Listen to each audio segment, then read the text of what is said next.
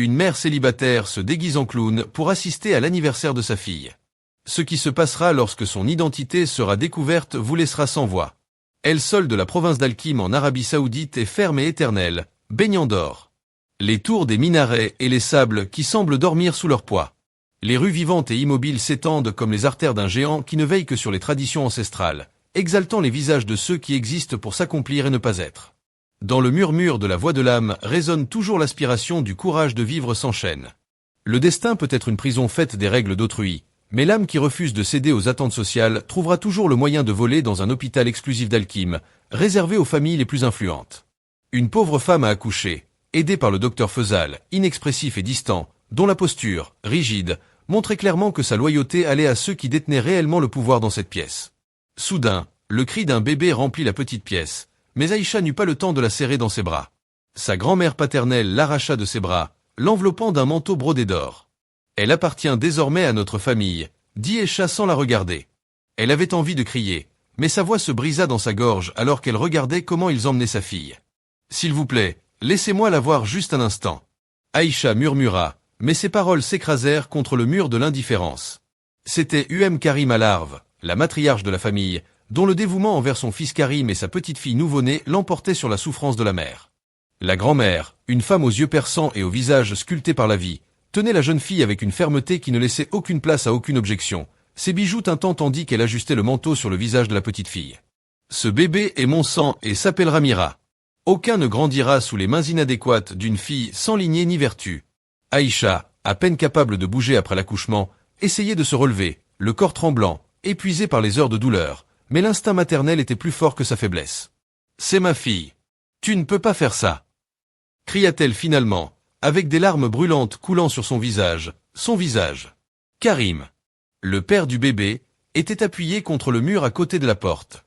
Sa robe, impeccable et sa tête gacha, contrastaient avec le chaos émotionnel de la pièce. Il n'a pas recherché Aïcha. C'est le meilleur. Aïcha, Amira sera mieux avec nous sans sa mère. La voix d'Aïcha se brisa. Karim, s'il te plaît, c'est notre fille, ne me le dis pas. Karim n'a pas répondu. Le poids du regard de sa mère le paralysait et les attentes de sa lignée l'avaient piégé comme un filet de fer. Il hocha seulement lentement la tête, approuvant la décision de ta mère de prendre le bébé. Nous vous avons permis d'accoucher ici. Nous vous avons donné tout le nécessaire pour que tout se passe bien. Dit froidement Karim en ajustant la cape brodée d'or qui enveloppait la jeune fille. Tu dois donc partir quand tu seras prêt à le faire et comprendre une fois pour toutes qu'il n'y a pas de place pour toi dans la vie de cette fille. L'écho des pas a résonné dans le couloir lorsque Karim a quitté la pièce avec le bébé. La jeune fille a continué à pleurer pendant un moment. Son déchirant qui semblait transpercer le cœur d'Aïcha. Elle essaya de s'asseoir, mais son corps faible l'a trahi, ses mains accrochées au drap, comme si, avec cela, elle pouvait retenir ce qui lui avait déjà été pris. Le docteur Feuzal l'a observé du coin de l'œil, d'où il se trouvait, mais il n'a rien dit. Il savait que son rôle n'était pas de s'immiscer dans des questions dépassant sa compétence médicale. Karim restait immobile près de la porte, la tête baissée, comme s'il ne pouvait faire face ni à sa mère ni à Aïcha. Quand sa mère sortait avec le bébé, il la suivait lentement, laissant derrière lui une absence qui faisait plus mal que n'importe quel mot. L'amour d'une mère, ce n'est pas un lien qui se coupe, c'est une racine qui pousse même dans les terrains les plus hostiles. La porte se ferma avec fracas. Sec. Le docteur Feuzal restait dans la pièce, vérifiant méticuleusement que les signes vitaux d'Aïcha étaient rapides, mécaniques, comme si elle cherchait à accomplir son devoir sans trop s'impliquer. « Vous devriez vous reposer, Madame Aïcha », murmura-t-il d'une voix contrôlée, en ajustant le moniteur de chevet, mais son ton, il manquait de chaleur et ses paroles semblaient ne pas atteindre. L'abîme de douleur dans lequel était tombé le silence d'Aïcha dans la pièce était assourdissant, brisé seulement par sa respiration difficile et les sanglots qui s'échappaient de sa poitrine. À ce moment-là, Aïcha comprit qu'elle était complètement seule face à un système qui avait décidé qu'elle ne méritait pas sa propre fille. Alors qu'elle s'allongeait après la fatigue de l'accouchement, Aïcha a juré qu'elle ferait tout ce qu'elle pouvait pour récupérer son bébé, quelles qu'en soient les conséquences. La liberté ne se perd que dans le silence lorsque nous choisissons de ne pas nous battre pour ce que nous aimons. 2 jours plus tard, il a quitté l'hôpital. La porte de la petite maison se referma derrière elle avec un bruit sec. Aïcha, de retour dans son avala usé, chancela, épuisé par l'accouchement et les pas qu'il avait faits sous le soleil implacable d'Al-Kim. Chaque mouvement lui rappelait le vide dans ses bras, un poids plus insupportable que sa propre douleur physique. Il s'appuya contre le mur du couloir, respirant lourdement, avant d'entendre une voix sévère venant de l'intérieur. « Vous arrivez enfin !» La voix de son père résonnait comme le tonnerre dans le silence de la maison. C'était un homme au visage buriné, aux yeux sombres chargés de jugement. Il se releva, les mains croisées derrière le dos, sa posture rigide reflétant son dédain. « Qu'attends-tu que nous fassions de toi maintenant, Aïcha ?» Aïcha leva les yeux, essayant de retenir ses larmes, mais elle ne répondit pas. À ce moment-là, sa mère sortit de la cuisine et se sécha les mains avec un torchon. Son visage montrait de la fatigue, mais il y avait plus dans son ton. « Dommage, comme c'est inquiet. Nous t'avions prévenu, Aïcha. Cela n'aurait pas dû arriver maintenant. Non seulement tu as déshonoré, non pas toi-même, mais nous tous. » Sa mère la regardait avec un geste plus réprobateur que Consuelo. Aïcha chancela vers une chaise voisine, ses jambes la soutenant à peine. D'une voix tremblante, elle essaya de le faire. Se défendre n'est pas juste. La mère était une fille. Pourquoi ne pourrais-je pas rester avec elle sans avoir à la condamner à subir la haine et le rejet que je subis actuellement? Son père frappa la table. Avec sa paume ouverte, ce qui résonna dans la chambre de la petite fille. Si tu avais osé amener cette fille ici, où penses-tu si tu étais maintenant entre ces murs? Je n'aurais pas été jeté à la rue, renié par tout le monde. Elle erre comme un mendiant avec un bébé illégitime, tandis que chacun son regard vous crache au visage, sa voix montant avec rage alors qu'il désigne la porte. C'est ce que tu voulais pour toi et pour cette fille. Aïcha serra les poings contre ses genoux, sentant les larmes commencer à couler de manière incontrôlable sur ses joues. Il ne pouvait pas le permettre. Il a crié, même si sa voix était faible. Il aurait mieux valu mourir de faim et lui offrir un avenir sans espoir. Il n'avait pas le choix, père, mais ce n'est pas juste pour lui non plus. Sa mère croisa les bras et tourna le visage, comme si les paroles d'Aïcha étaient un écho lointain. Les élections que tu as faites avant, Aïcha, maintenant tu vis juste les conséquences. Il s'arrêta en soupirant. Vous devez être extrêmement reconnaissant que cette famille ait accepté de prendre soin de la fille. Sinon, en dehors d'eux, vous seriez perdus, et nous tous aussi, rien que pour la noble offre de sa grand-mère maternelle de la prendre dès sa naissance. Tu n'as pas été expulsé de cette maison dès que tu es tombée enceinte. Tu devrais être reconnaissant. Au milieu de ta disgrâce, Aïcha essaya de parler, mais son père leva la main, lui coupant la parole. « Écoutez-moi bien, » dit-il avec une froideur qui semblait transpercer l'air. « Ce n'est pas un refuge pour vos erreurs. Vous vivez sous ce toit parce qu'il n'y a plus d'option. Mais la honte n'est pas oubliée. Devenez invisible, Aïcha, car il ne reste plus rien ici pour vous ni pour vos rêves de mère. » Aïcha resta silencieuse, regardant le mur les yeux pleins de larmes.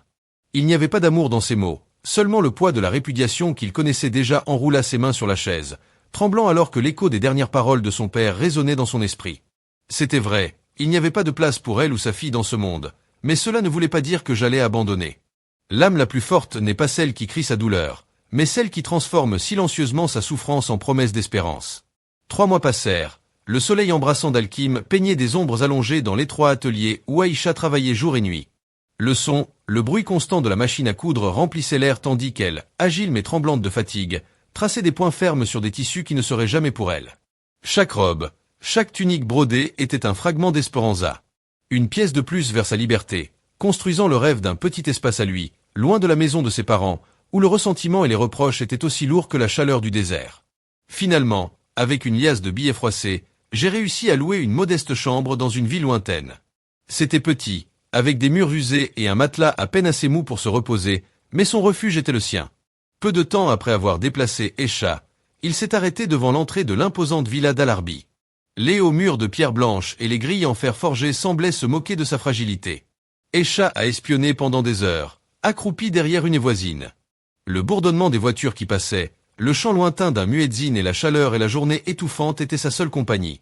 Il regarda les fenêtres à la recherche d'une trace d'Amira. Une boucle sombre, un rire enfantin, mais il n'y avait rien. Le manoir. Elle semblait endormie, indifférente à sa présence. Finalement, une silhouette émergea de la maison, une servante avec un foulard sombre et des pas précipités. Aïcha sortit désespérément de sa cachette et l'intercepta avant qu'elle ne puisse atteindre la rue. « S'il vous plaît, aidez-moi » leur dit Aïcha d'une voix brisée, les larmes coulant sans contrôle. « Je suis la mère de l'enfant d'Amira. J'ai besoin de savoir comment elle va. Je veux juste la voir un instant. » La femme de chambre est. Il commença à regarder rapidement sur les côtés. Son expression était celle d'une pure panique. « Ils n'ont pas dû vous voir ici, » murmura-t-il d'une voix pressante en reculant d'un pas. « Si quelqu'un l'apprend, je serai viré ou pire. » Aïcha tomba à genoux, saisissant le bord de la clôture de la femme avec ses mains tremblantes. Je t'en supplie, je suis sa mère. Je n'ai pas vu ma fille depuis des mois. Dis-moi juste. D'accord.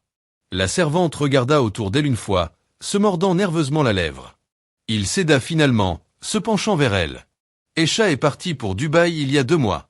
Sa voix à peine audible. Murmura Aïcha. Elle avait l'impression que le monde s'effondrait sous ses pieds. Les larmes coulaient plus vite, avec force, brouillant sa vision. Seul en vacances. Demanda-t-il avec sa voix brisée par le désespoir. Reviendra-t-il? Le regard de la servante vacilla. Cela reflétait la compassion et la peur. Je ne sais pas. La matriarche a parlé d'années. Elle a dit que c'était pour que vous ne vous croisiez plus jamais sur le chemin d'Amira. Aïcha lâcha l'avala de la servante et s'effondra lentement sur ses genoux. Vaincue, la femme se retira rapidement. Je jette un dernier regard nerveux avant de disparaître dans la rue Aïcha. Il resta immobile, ses épaules tremblant tandis que les larmes coulaient silencieusement. Cependant, dans son cœur, une petite mais petite flamme était allumée, constante. Je t'attendrai, pensa ma petite Amira en regardant l'horizon où le soleil commençait à se coucher derrière les dunes. Mon cœur bat à l'unisson avec le tien, même si tu ne me vois pas. Mais si tu ne reviens pas, même si cela prend toute une vie, j'irai te retrouver. Aïcha leva le visage, laissant la brise du désert la sécher, les larmes sur son visage. À l'horizon, les étoiles commençaient à apparaître de petites lumières qui guidaient son espoir. Dans l'obscurité, elle ne savait pas. L'amour construit sur la base du sacrifice est un pont fait de larmes. 4 ans plus tard, le marché d'Alkim vibrait de l'agitation des commerçants et des clients, de couleurs et de sons qui semblaient étrangers à Isa. Sous un auvent usé, elle travaillait sans relâche, ses mains agiles traçant de subtiles broderies sur des robes qui ne le seraient jamais. Son temps n'avait pas été généreux avec elle, plus amaigri, mais sa détermination restait intacte.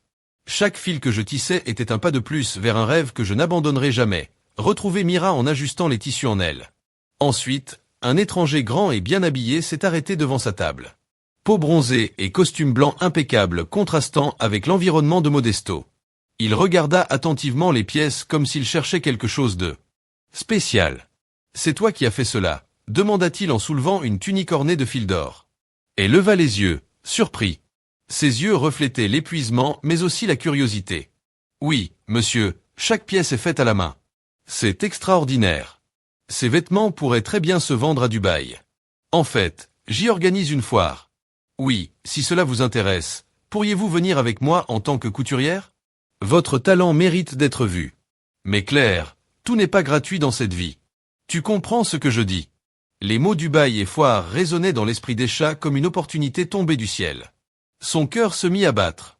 Il savait que Dubaï était là où se trouvait Amira. Mais il a aussi immédiatement compris qu'il y avait quelque chose de plus dans l'offre de l'homme. C'est un honneur de l'entendre, monsieur, mais si vous me le permettez, j'aurai besoin de garanties. Je ne peux pas me permettre de voyager sans billet en main et sans savoir que je serai formellement invité. Je n'ai aucun moyen de mieux risquer cet homme. Si vous êtes d'accord, bien sûr. Le sourire d'Aïcha était doux mais forcé. Le sens de ses paroles était clair. Puis Aïcha baissa son regard, contenant le mélange d'indignation et de désespoir qui commençait à monter dans sa poitrine.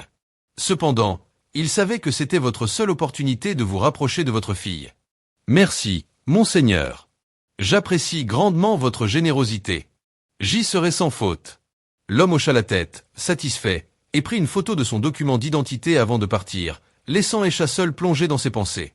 Pensez, Dubaï était à sa portée, même s'il comprenait que cette opportunité avait un prix qu'elle devrait être prête à payer.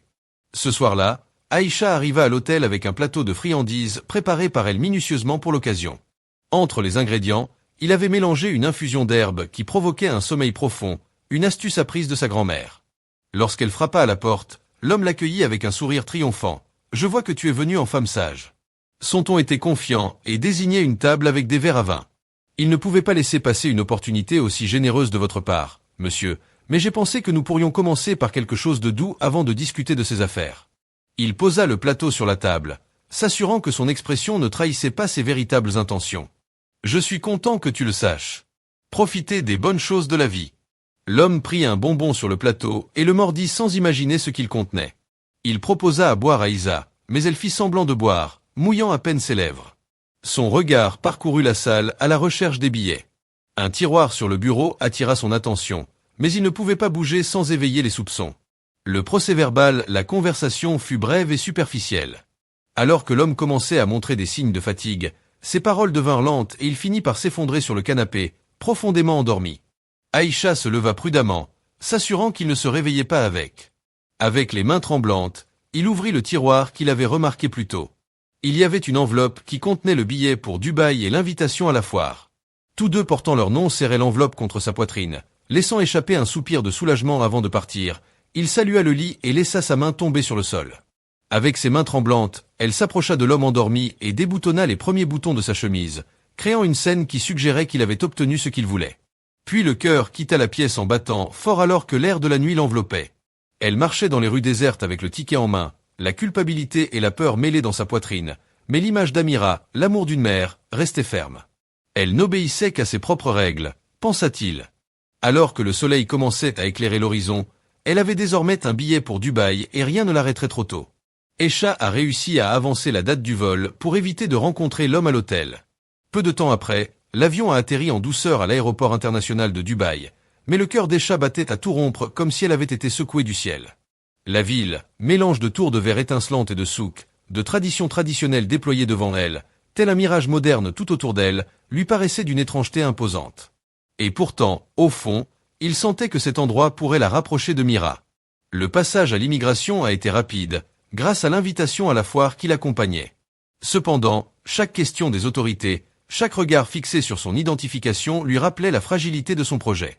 Il serra l'enveloppe contenant les documents tout en marchant, se mêlant aux voyageurs avec une expression sereine qui cachait son anxiété, quitta finalement l'aéroport avec une petite valise dans laquelle il transportait ses robes brodées et quelques affaires. Je n'avais pas beaucoup d'argent en poche, mais j'étais arrivé. Après avoir marché, j'ai réussi à trouver une chambre dans une humble maison d'hôte du vieux quartier de Dera, loin des hôtels luxueux du centre. Il y avait une petite chambre avec un lit et une table en bois, mais c'était suffisant.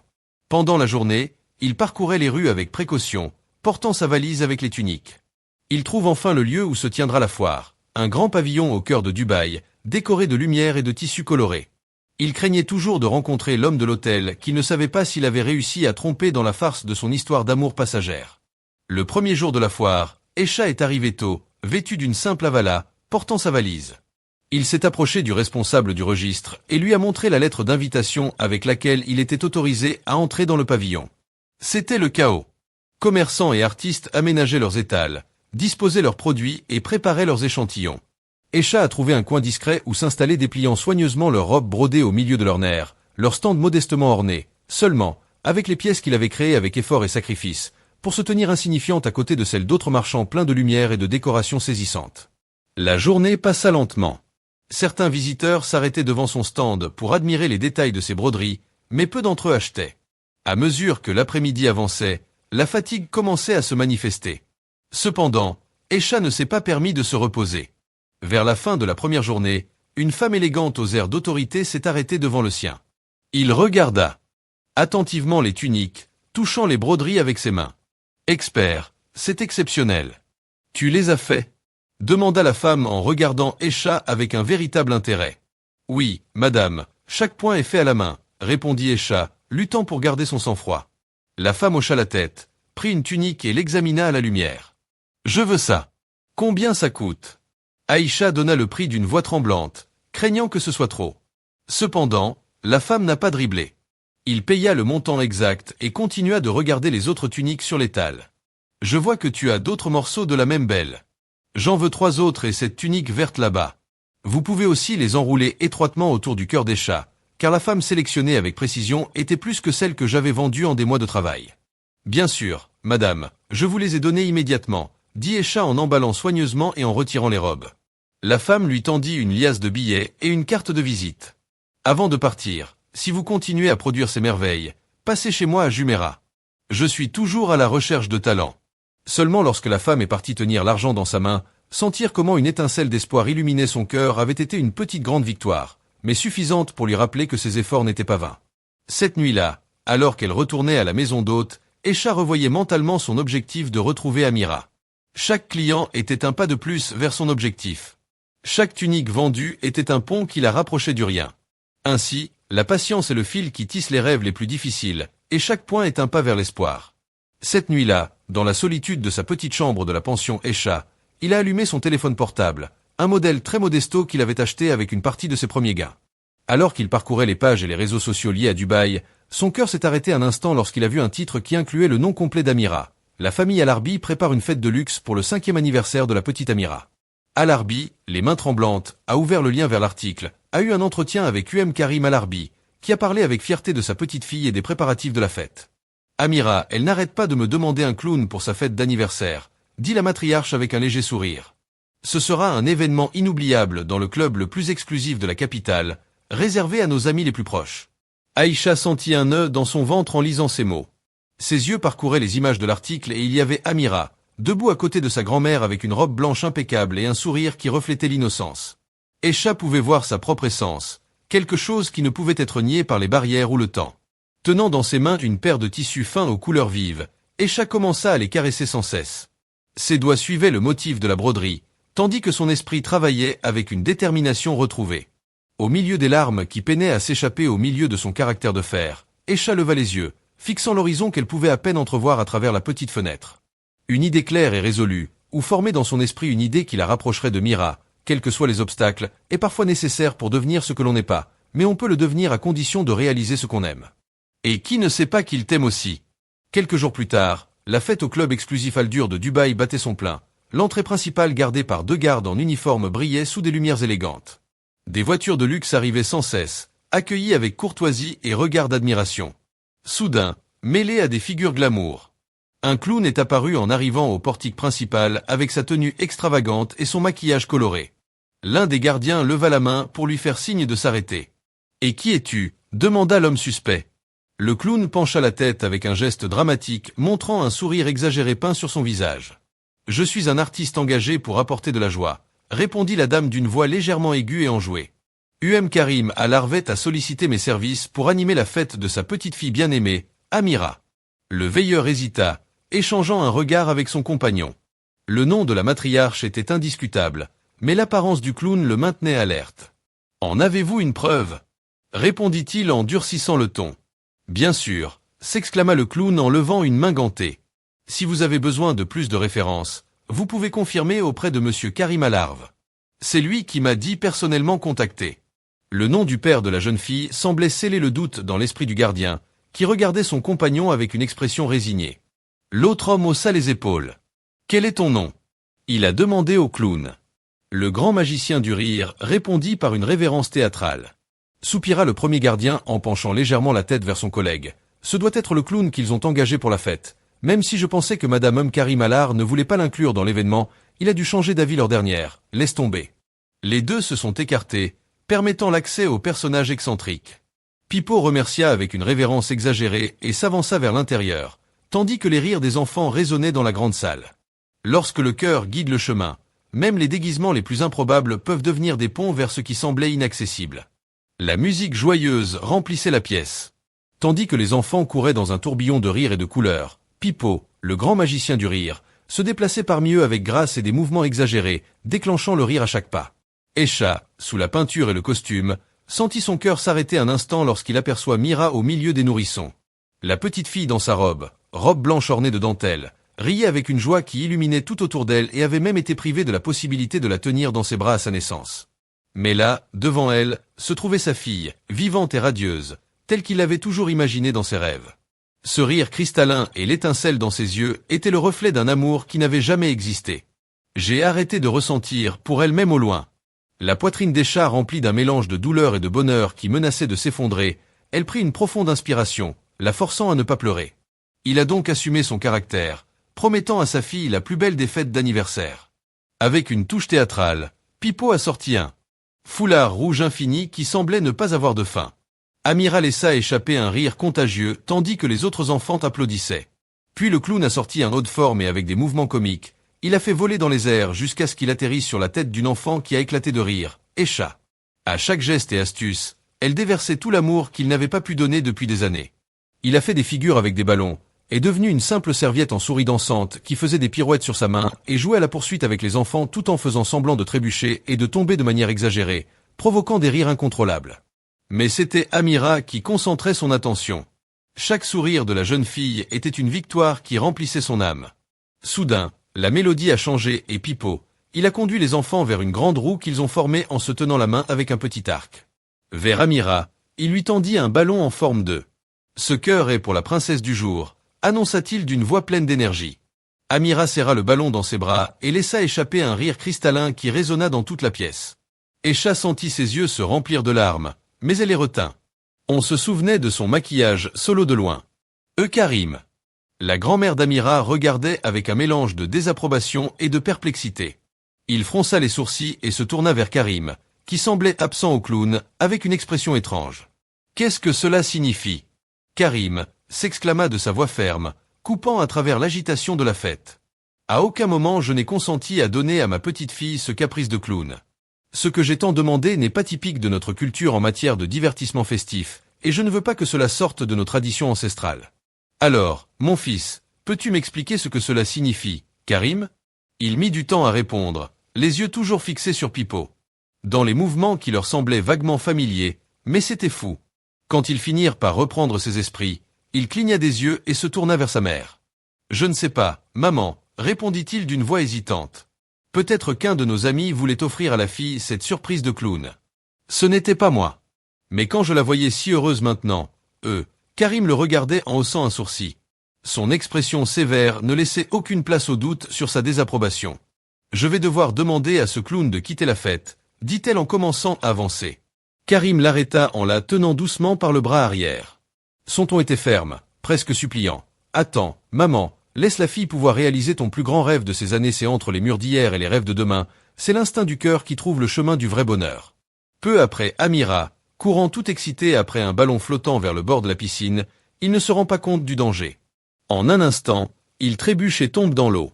Avec un brusque clapotis, le son fend l'air comme un couteau, et les rires et les murmures des convives se transforment en cris d'alarme. La matriarche, Karim la grand-mère, regarde la scène depuis chez elle et son visage s'effondre de pure horreur. Elle pose sa main sur sa poitrine comme si elle était essoufflée et sa voix tremble en s'exclamant « Amira, ma petite fille ». Elle avance en titubant, incapable d'avancer, tandis que les personnes présentes tentent de la calmer. Karim, pâle, entendant les éclaboussures et les cris. Il se retourne brusquement, voit sa fille sous l'eau et il court vers la piscine. Mais juste avant de pouvoir sauter, une autre figure le fait. Pipo le clown est déjà dans l'eau avec l'explosion de couleur de son costume. Avec détermination, il atteint la petite Amira et la tient fermement, nageant rapidement vers le bord. Mais dans le chaos de l'eau, le costume commence à se désagréger. La perruque colorée se détache et flotte sur le côté. Le maquillage est dilué avec de l'eau, révélant un incroyable visage de Karim qui avait atteint le bord de la piscine. Il s'arrête net quand il voit le visage de Pipo. Ce n'est pas un clown mais une femme, et pas n'importe quelle femme, c'est Esha. Les murmures parmi les gens se transforment en un rugissement d'incrédulité. Karim cligne des lèvres, perplexe. Dès que vous formez des mots, Esha parvient à murmurer dans sa voix que la matriarche Karim, qui a encore du mal à reprendre son souffle, ne peut pas se lever.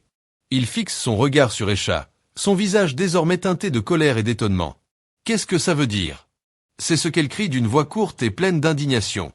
Cette femme est Esha. Esha, trempée et tenant Amira fermement. Elle ne répond pas immédiatement. Elle regarde la fille, s'assurant qu'elle va bien, les larmes se mêlant à l'eau qui coule de son visage, la serre fort dans ses bras, comme si à ce moment-là je pouvais récupérer tout le temps perdu. Amira était confuse mais réconfortée par la chaleur du câlin, s'accroche à Isa en entourant son cou de ses petits bras. « Tu vas bien, mon petit ?» Esha chuchote d'une voix brisée, sans se soucier des murmures des invités ni des regards qui l'entourent. C'est la seule chose qui compte. Le moment semble éternel. Avec un effort émotionnel visible, Aïcha se penche vers Karim, qui lui tend les bras aux mains tremblantes, pour recevoir sa fille Amira. Encore un peu effrayée, elle s'accroche d'abord à Isa comme si elle voulait rester à l'abri de ses bras. Mais finalement, Esha, avec un soupir chargé d'émotion, lui remet la jeune fille. Karim emmène sa fille en la regardant avec un mélange de soulagement et de confusion.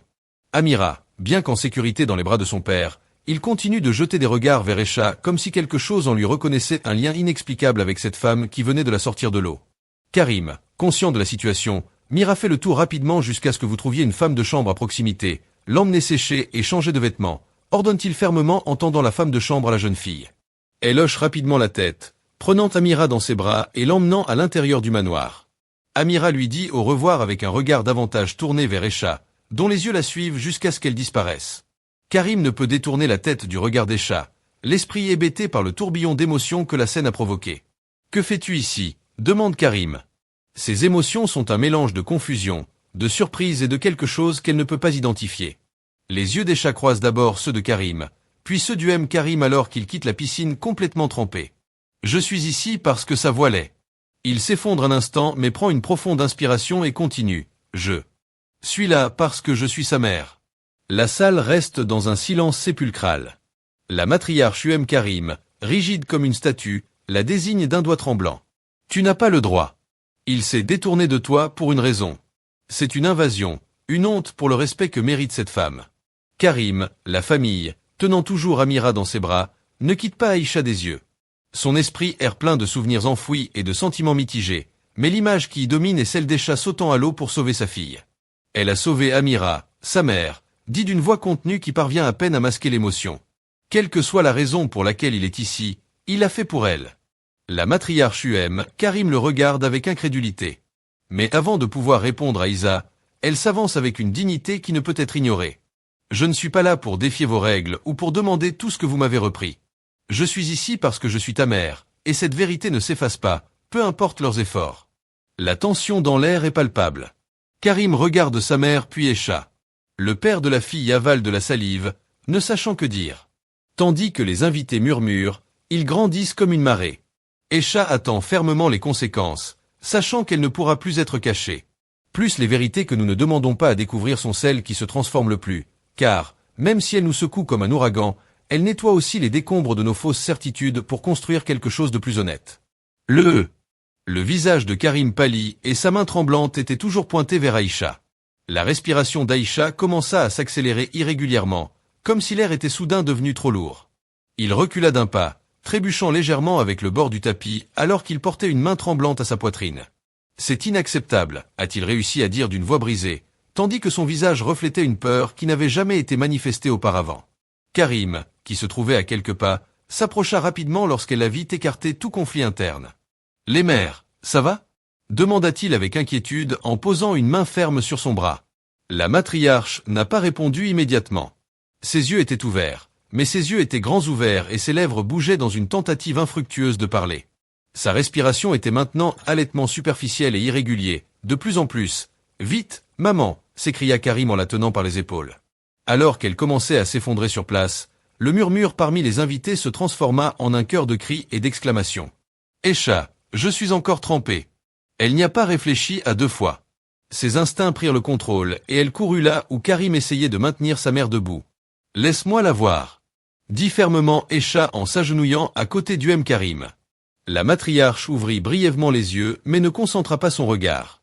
Sa poitrine se soulevait et s'abaissait rapidement, comme si chaque respiration était un combat. La sueur commença à couler sur son front et ses épaules. Les mains tremblaient de manière incontrôlable. « Nous devons la calmer. C'est une crise d'anxiété », a-t-il dit. Aïcha a rapidement reconnu les symptômes. Sa voix était claire et déterminée. Karim va chercher un verre d'eau et une serviette humide. Maintenant. La résolution dans sa voix arrêta toute objection. Karim obéit immédiatement en courant vers une table voisine.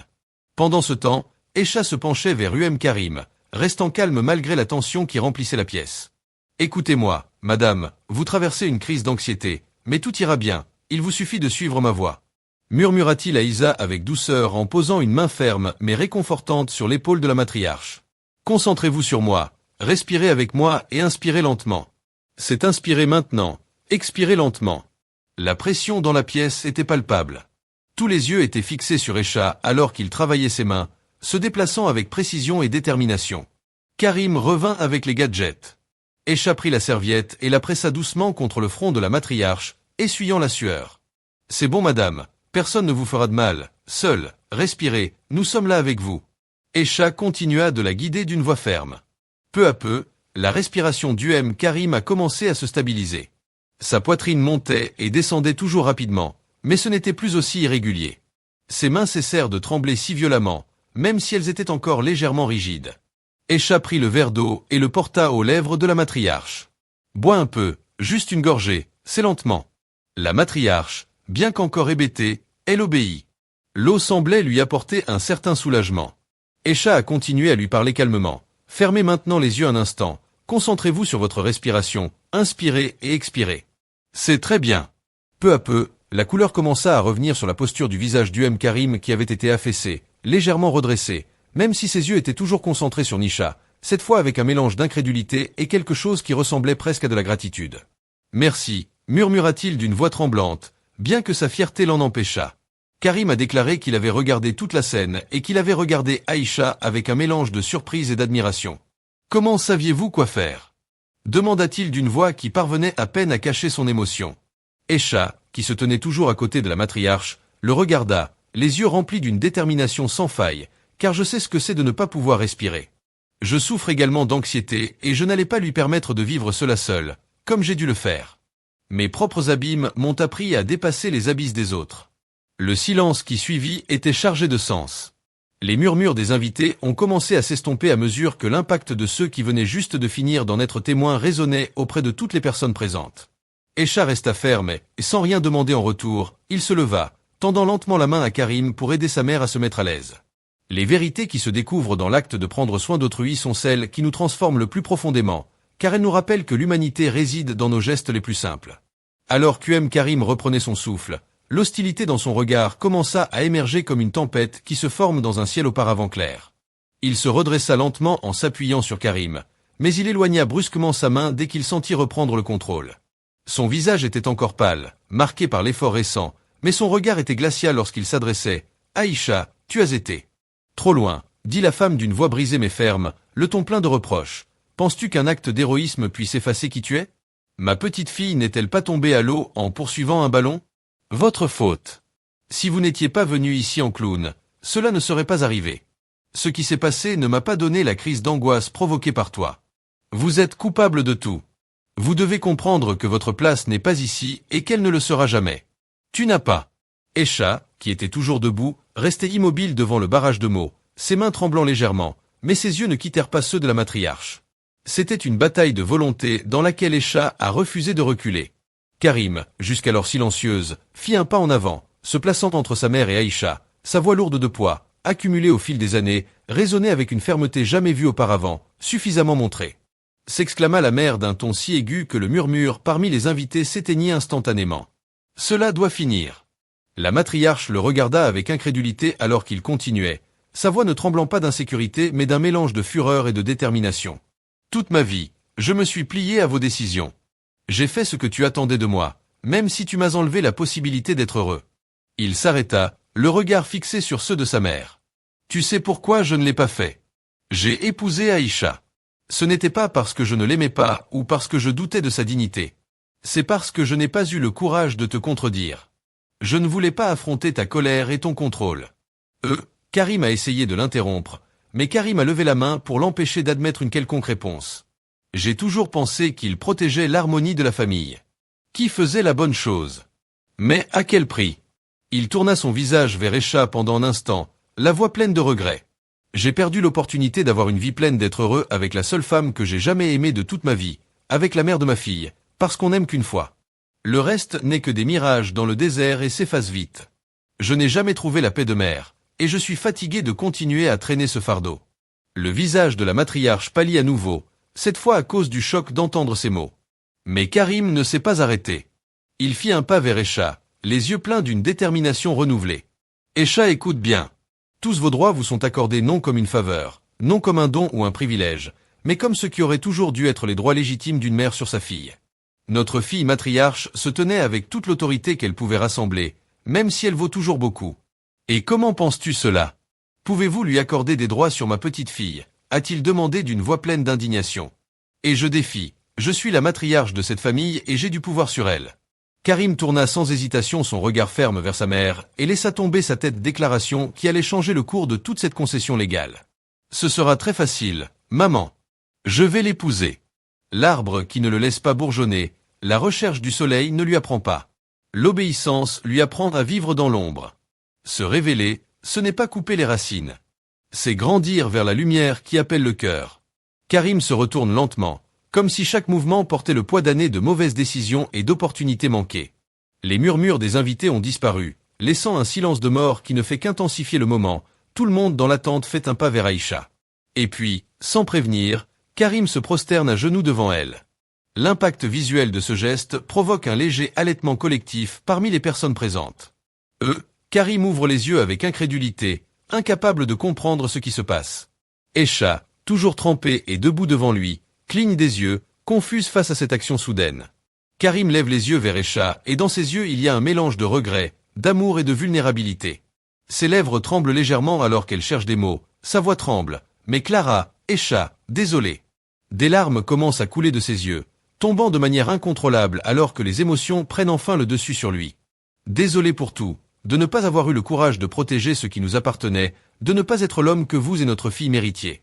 Karim arrête sa respiration difficile alors qu'il essaie de contrôler le torrent d'émotions, mais il continue de laisser échapper tout ce que j'avais réprimé pendant des années. Je n'ai pas pu être heureuse, loin de toi, et je n'ai pas non plus pu rendre les autres heureuses, notre fille, sans toi. Désolé de ne pas m'être imposé de choisir le chemin le plus confortable, le plus facile, et finalement, le plus misérable. Sous l'étiquette du respect des traditions et des normes sociales, les mots ressortent chargés de poids, chacun frappant comme un écho. Dans la foule silencieuse, Aïcha le regarde faire taire complètement son visage, un mélange de surprise, d'incrédulité et de quelque chose d'autre, de profond, que même elle ne peut pas définir à ce moment-là. Karim ferme les yeux un bref instant, comme s'il cherchait à rassembler les forces pour continuer. Puis il les rouvre et son regard se fixe sur celui d'Aïcha.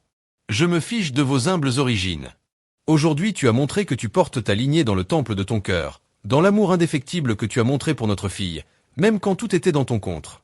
Un léger sanglot s'échappe de ses lèvres, mais Karim ne cherche pas à le cacher. Sa voix baisse d'un ton qui devient encore plus personnel, plus intime. Aïcha, peut-être que tant de douleurs t'ont endurci. Peut-être qu'il ne restera plus rien de ce que nous ressentions autrefois l'un pour l'autre. Mais s'il y a encore une fissure dans ton âme d'amour pour moi, s'il y a même une étincelle de ce que nous partageons. Karim respire profondément, ses mains tremblent légèrement lorsqu'il entend une vers elle, comme s'il cherchait à tenir quelque chose d'intangible entre elles. Voudriez-vous faire l'honneur de m'épouser? La question est suspendue en l'air, une promesse et un plaidoyer à parts égales. La pièce entière semble retenir son souffle pendant que tout le monde attend la réponse d'Aïcha. Votre décision est désormais le point d'inflexion d'une histoire tissée de douleur, de sacrifice et d'amour. La voix du Karim coupe à l'air comme un couteau. Son regard, rempli d'amertume et d'autorité, fixé sur Aïcha, semblait vouloir la transpercer, et son ton plein de reproches laissa toute la salle en silence. S'exclama la femme à haute voix, sa main tremblante désignant Aïcha. Si tu acceptes, tu seras coupable d'avoir rompu le lien entre une mère et son fils, entre Karim et moi. La matriarche avança de quelques pas, instable mais déterminée, alors que le poids de ses paroles transperçait le cœur d'Aïcha.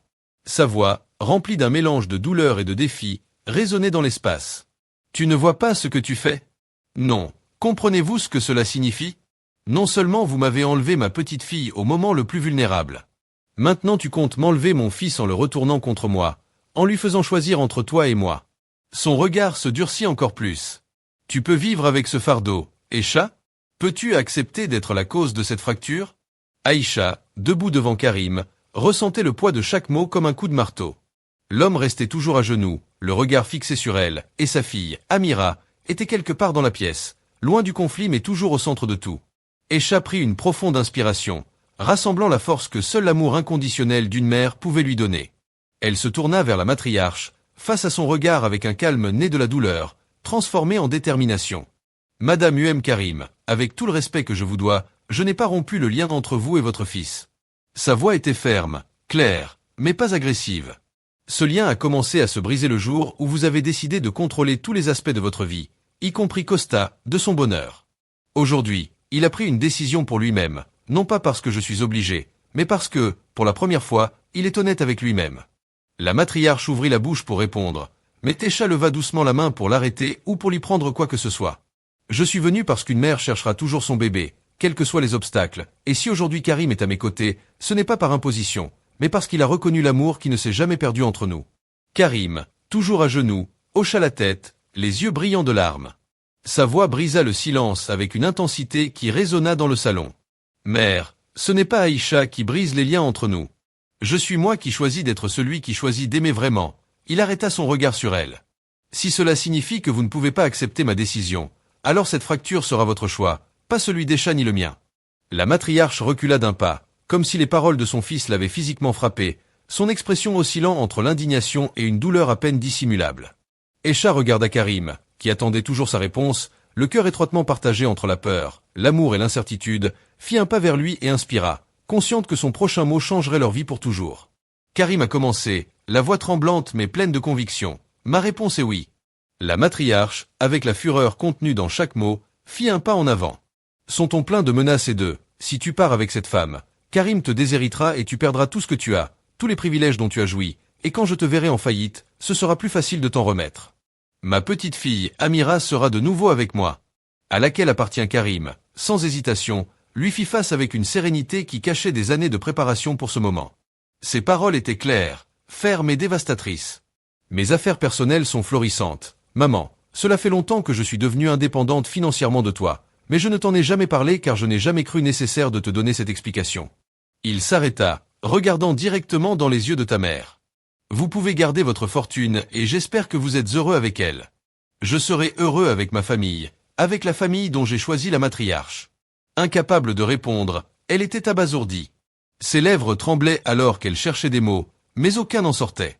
Pour la première fois, une fois son contrôle absolu brisé, Karim se relève avec une détermination déterminée, inébranlable.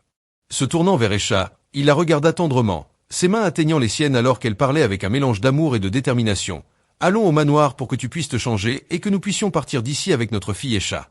Elle sourit, les larmes coulant de ses yeux et le serra fort dans ses bras, sentant comment le fardeau d'années de douleur et de sacrifice commençait enfin à se dissiper. Esha, Karim et sa fille ont décidé de commencer une nouvelle vie en Turquie, un pays où tradition et modernité vivent ensemble en harmonie. Là, le mariage était intime mais profondément significatif, sous un ciel étoilé, avec la brise chaude du désert, caressant les visages des quelques personnes présentes. Tous deux se regardèrent avec un mélange d'amour et de rédemption. Esha portait une robe brodée de ses propres mains, chaque point étant un symbole de sa lutte et de son espoir. Amira, rayonnante dans une petite robe blanche, a remis les bagues avec un sourire qui a éclairé plus que les bougies environnantes. Quand Karim promettait à haute voix, aujourd'hui, l'amour vainc le destin. Et jusqu'au passé, les applaudissements résonnaient comme un écho de triomphe dans la nuit. En Turquie, Esha s'est épanouie en tant que femme d'affaires, créant une marque à succès de robes brodées à la main qui ont conquis le cœur des clients locaux et internationaux. Son art, qui était autrefois un symbole de leur résistance, montrait cet amour et cette persévérance. Ils trouvent toujours leur chemin, comme cette histoire, pour aider à ce que cela se produise. Nourrir un chien abandonné dans la rue. Laissez-nous votre nom dans les commentaires, et nous vous enverrons un personnalisé. Et maintenant, assurez-vous de voir cette histoire. Une mère célibataire doit danser pour qu'un millionnaire arabe puisse nourrir son fils.